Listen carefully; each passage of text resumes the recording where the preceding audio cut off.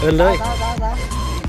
สาที่เลี้ยงให้ลงถังเลยทิ้งทรายเพื่อการรักษาสิ่งแวดล้อมกันโดยใกล้มันหล่นจะถ่าย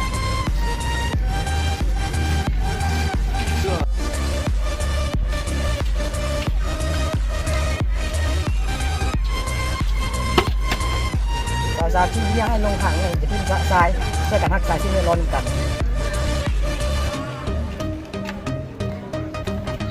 หน้าที่ของการเก็บขี้เหงื่อมันเป็นหน้าที่ของคนที่สร้างขี้เหงื่อบ่แม่นหน้าที่ของคนที่เก็บขี้เหงื่อ สบายดีน้องเอมิสบานะหนูกันทำมันเรือที่ห้องหนึ่งเอกลุ่มห้า